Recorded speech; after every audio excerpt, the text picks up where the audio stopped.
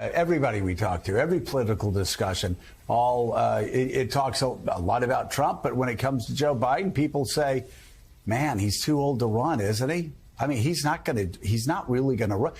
When I say every discussion, I don't mean 99% of the discussions. Every discussion. We got it. I asked Reverend Al if he was hearing it all the time on our show this past week. He's hearing it as well. Well, let me just say, Democrats off the air will say Joe Biden's too old. Why is he running?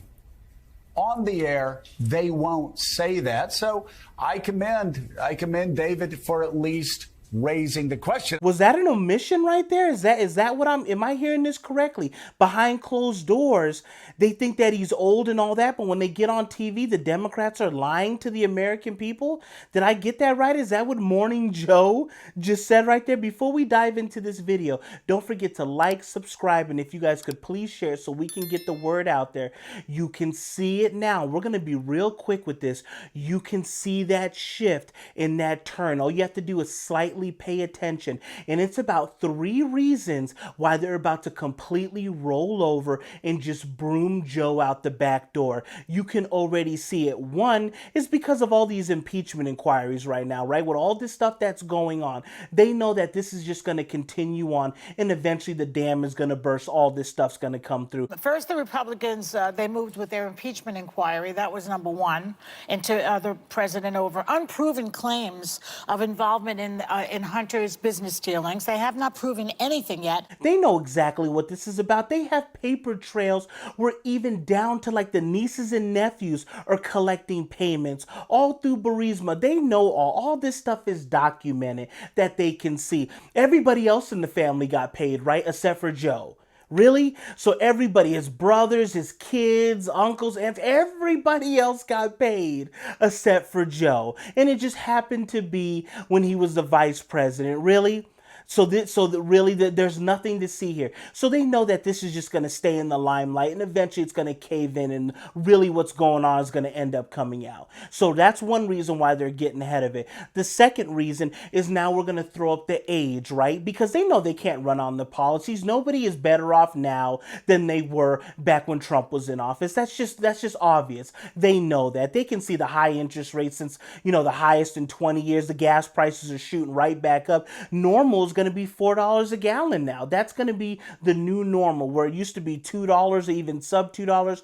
Those days are long gone with this current model. They can see that more people are in debt than ever. High car payments, interest rates, like I was just saying, housing cost, everything. Inflation is ticking right back up again. I thought that was going down.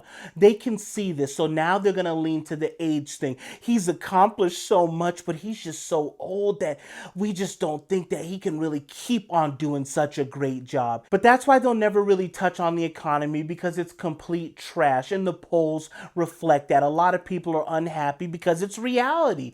Go anywhere. It's an arm and a leg for anything. You can't get into a new house right now. Going to get a new car, forget about talking about wages are rising. What about the cost of you could be making $40 an hour. You're still not going to be able to afford all this stuff and live comfortably at the pace that it's going. So nothing's going to change with these policies. And what's the last thing? And this was a shocker to me. Look at this. Daniel Dale, he is here with a fact check. When did Biden actually visit Ground Zero? He went 9 days after the attack, Brianna, September 20th. 2001, when he went with a bipartisan delegation of senators.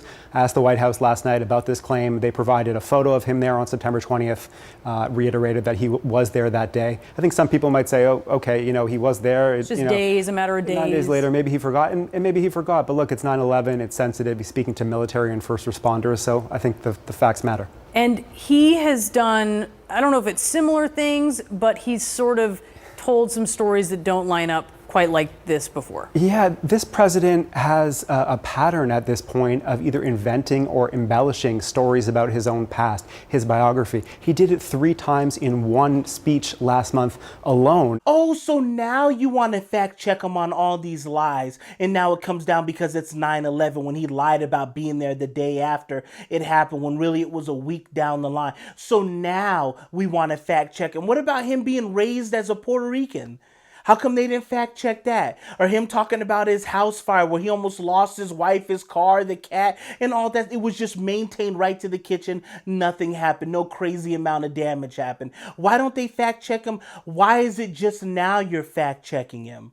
You can see they're completely flipping on him. Oh, so now you're going to start people. Hey, we have noticed that there's this thing with him that he's basically a compulsive liar. Oh, now you're just letting us know, man. Thank you for that. Appreciate that brilliant reporting, Jimmy. Back to you, Margie. It's complete.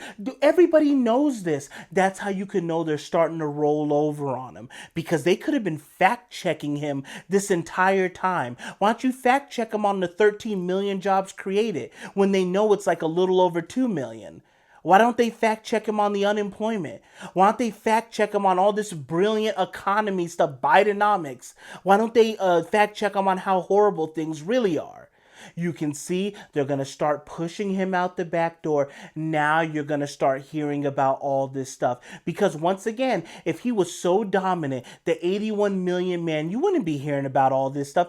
Plus, they know when the campaign comes up, right? He has to get in front of these crowds and he has to talk for a very long period of time, traveling to multiple states, sometimes in the same day, multiple states in 1 week. He's not going to be able to do that. And you remember with the virus and all that stuff that was going on, the COVID, remember? Oh, we didn't want people to come. That's why we had the little circles and we wanted to, maintain distance. You can't do that now. So now you're going to see, man, why is there only like 50 people here? But they love him so much. Why are these people booing? Where are the crowds at? He's so popular. Where are the people at that love this dude so much? Hush up, boy.